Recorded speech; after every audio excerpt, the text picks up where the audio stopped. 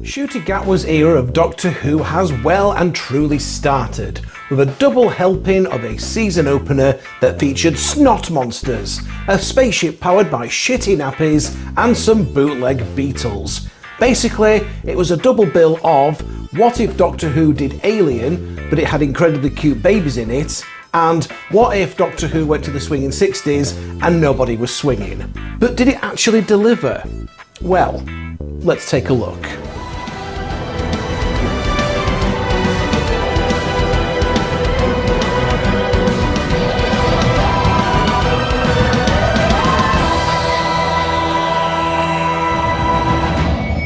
Doctor Who is back, and this time we're on season 1. Again, for some reason. Thankfully, we're very much still in the same continuation, as there were lots of references to events that had happened before.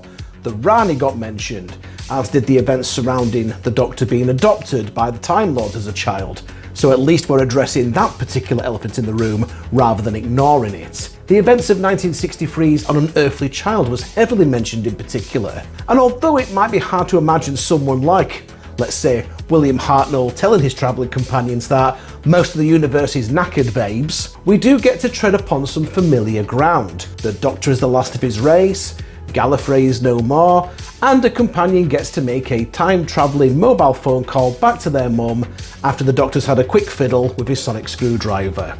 But the big challenge that the BBC, and now by extension Disney, are facing is trying to keep the existing fan base on board without alienating them too much, whilst also attempting to appeal to a whole new family audience in this era of streaming services. And I don't really feel that they've got that balance right just yet.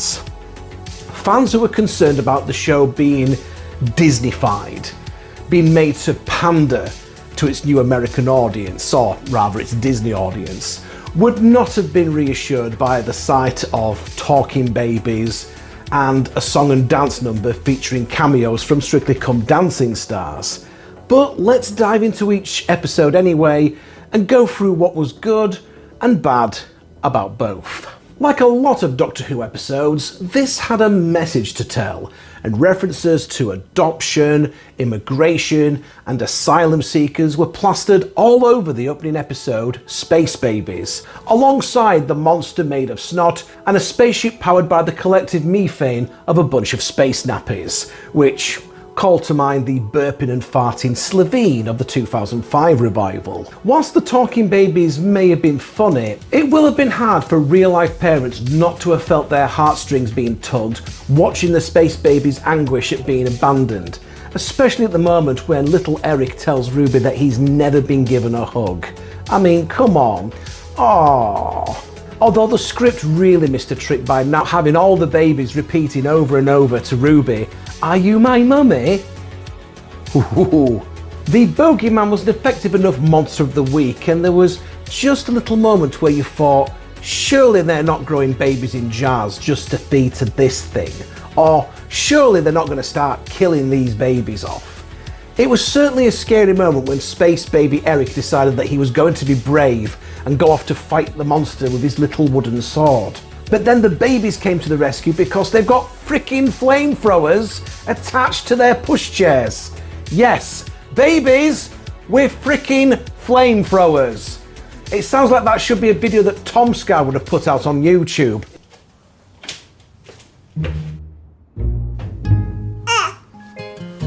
That's a baby with a gun. Baby! With a gun! I'm calling the police. They hung up. The Space Babies. I mean, you can see where that Disney money is being spent, but it's almost like Doctor Who looks a little too good now. It looks a little too polished. And with that need to appeal to the American market, it feels that there's too much pandering to it. Red Dwarf went through a similar thing when they ditched the models and the puppets for CGI, and it had its opening season story set around the JFK assassination. And it's not a season that's always particularly looked upon with fondness. You hope the same thing's not going to happen here. And despite the Disney money being spent, are you telling me that that's the best you could do for the talking babies' mouths? It looks terrible. It looks as bad as the time that Warner Brothers tried to paint out Henry Cavill's mustache when they were doing reshoots for Justice League. It's very distracting and very strange looking at times. The design of the spaceship though, with the kids using toys and bits of string to work the ship, was absolutely brilliant. And the nanny filter, where certain naughty words were changed to something more kiddie friendly, made for some brilliantly funny moments. I told you these systems are a crock of waste products. Mind your language, Nanny. By the way, Doctor Who acknowledged that the Whoniverse and the Star Trek universe are the same. So those comic book crossovers are indeed canon, folks. Even the former crew members of the spaceship were wearing Star Trek-esque uniforms. Same colour scheme too. Regarding the end of the episode, where the Doctor attempts to fling the bogeyman out through the airlock into space, but then changes his mind. Now, I like that we're going back to the idea that the Doctor doesn't kill, that the Doctor would not want to take another life, but on the other hand, the turnabout in sentiment towards the monster was something that wasn't earned. We had no time spent with this monster to determine whether or not it was an evil, mindless creature or it was a sentient being that was just lashing out because it was frightened or scared. There was no emotional connection with the creature. There was no interaction with the bogeyman at all. And now all of a sudden, it's all fine and harmless? I mean, even the space babies looked upset at the prospect of the creature being sucked into space.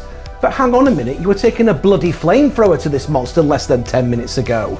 Anyway, of course, the Doctor saves the day, everyone lives happily ever after, Ruby gets her very own TARDIS key, and the pair of them head back to Ruby's flat, where they crash into the kitchen. And it looks like this Doctor is going to be in danger of getting a slap across the face from a companion's mum again. And it was established that the one place the Doctor can never take Ruby Sunday is back to the moment where she was left at the church on Ruby Road. Perhaps the Doctor wants to avoid a repeat of what happened when he took Rose Tyler back in time to the day her father died, and time was changed in a catastrophic way. But I feel that in this case, we are going to be going back to Ruby Road before long. Those flashbacks of the mysterious woman have pretty much determined that yes, this is going to happen. So yes, there is more mystery surrounding who Ruby Sunday is as the episode comes to an end, with the Doctor secretly making scans of her DNA like he did with Amy back during the 11th Doctor's era. But what does it all mean? What's going on? I'm liking the mystery here.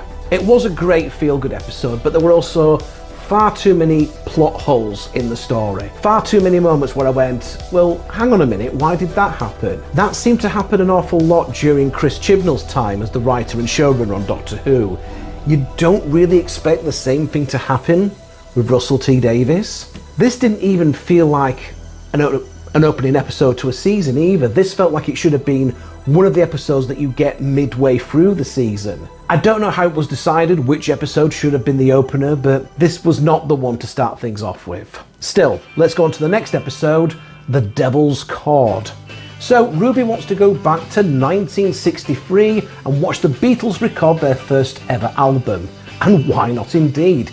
Even the Doctor seems surprised that he's never thought about doing that before. It certainly won't be the first time that the Beatles were featured on the show. They actually appeared as themselves in the William Hartnell story, The Chase, using a clip from Top of the Pops. Sadly, we were cruelly denied a glimpse into the TARDIS wardrobe as Millie and Ncuti got ready for the 60s. And sadly, the disappointments just kept coming. Needless to say, if my dad had decided to watch this episode because it was Doctor Who meeting the Beatles, he wouldn't have been best pleased. The internet had tremendous fun laughing at the not exactly convincing casting of the Fab Four for The Devil's Chord.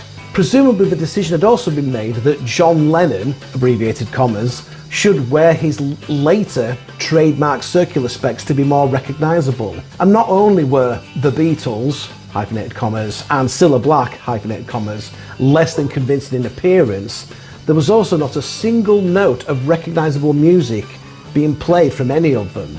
Russell T Davies said that none of their music could be used in the episode for rights and costs reasons. The chord that John and Paul play at the end of the episode that saves the day was hinted that it could have been the long debated opening chord of A Hard Day's Night, or the drawn out crashing chord ending of A Day in the Life, but appeared to actually be neither. Which raises the question of why bother to use the Beatles at all if they couldn't use their music or their likeness. Again, let's go back to that Disney money being used. They've got the Beatles documentaries on Disney Plus. Are you telling me that they've paid for that, but then that couldn't also extend to having the rights to the music as well? You've either got the Disney money or you haven't. Use it. Whilst we're on the subject of Disney money, was this the best special effect that they could have come up with for the musical notes? They really don't look like they're part of the scene at all. Ironically enough, it does look like something that's Disney. It looks like something out of a cartoon. It doesn't look realistic. And seeing as the junkyard and Susan was mentioned, could we not have had a scene where the Doctor actually sees or perhaps meets Susan Foreman while she's on her way to school? You know, get Carol Ann Ford back in for a quick scene, de-age her with CGI or get a body double. That would have been a nice throwback, especially considering the year that they're in, 1963. Again, come on, if Disney's chucking you a boatload of cash, bloody use it. Luckily, the episode does have a saving grace, and it is Jinx Monsoon as the Maestro, a genuinely fun, scenery-chewing villain that 1980s Doctor Who producer John Nathan Turner would have absolutely adored to have had in an episode. Monsoon is fantastic, clearly enjoying themselves as they deliver a performance with more ham than the deli counter from Morrison's. And I really, really hope that we see this character return again. The Maestro stealing all of the music in the world and then the world going to absolute shit as a result was very well done. You can see the feeling that there's some hope returning to the world when Ruby starts playing the piano on the roof. Our world would simply not be the same without music in it, and for the Maestro to take all of that away from us is something that really strikes a chord. No pun intended. During the episode, the Doctor referred to his battle with the Toy Maker and how it tore his soul in two, which signified that the bi-generation was a one-off and we're not going to be seeing it again anytime soon. And the encounter with the Toy Maker may have allowed for a number of other powerful higher beings to leak into the universe as well. Indeed, the Maestro is actually the child of the Toy Maker and looked to be just as dangerous as dear old Dad. And it seems like there's more to come, as it was clearly signposted again that the one who waits will reveal themselves before the end of the season. Now, if I was a betting man, I'd put money on that being Omega, making his long-awaited return to the series, or possibly Sutek the Destroyer. But we'll have to wait and see. There's always a twist at the end. And then we had the final musical number. Now, to be honest, I was expecting the entire episode to be a musical number, like we saw with Buffy the Vampire Slayer, like we saw with Lucifer, and more recently with Star Trek Strange New Worlds. Now, they didn't do that, but what they did do was something that went on for slightly too long. It got to a point where you were thinking, yes, okay, thank you, we get it, you can probably stop now. And they just carried on going. Less would have been more in this case. Also, if you're using the beat, you could have used the Beatles song. Never mind, there's always a twist in the end. You could have used Twist and Shout, which was the last song on the Beatles' debut album. But again, not allowed to use the Beatles music. Overall, this was another enjoyable episode. Maestro was a great villain, and I hope that we'll see them again. The concept of what the world would look like without music was something that a lot of people could relate with. It was a stronger episode than Space Babies, but I was left disappointed with a lot of elements in it. The actors playing the Beatles and Cilla Black looked nothing like them. There was no Beatles music being used at all. Susan was referred to, but then not really followed up on. There was so much more that could have been done with this episode. One thing I cannot be disappointed with, though, is the dream team of Gatwa and Gibson. They have a wonderfully infectious chemistry as a pairing, and I look forward to seeing more of them together. Oh, and I don't know if you noticed this, but the Susan twist cameos in both stories hint towards something bigger happening by the end of the series. Just like with Bad Wolf, just like with Torchwood. I'm intrigued to see what happens next. And speaking of which, next time, boom! Well, if it isn't Stephen Moffat, with what looks like another entry into his list of very creepy and very memorable Doctor Who stories with a one-word title like Blink, Hide and Listen. This one appears to be written around the single horrible idea of stepping on a landmine, and I cannot wait to watch this. In the meantime, if you have enjoyed this video, then please do take the time to leave a like and a comment. Please also consider sharing this video across your social media, in particular with anything related to Doctor Who and science fiction in general. Subscribe to the channel if you haven't done so already, and do activate the notification bell to stay updated on new uploads. Yet again, push the button. But for now, thank you very much for stopping by the Big Daddy D Reviews channel, and we'll catch you again next time.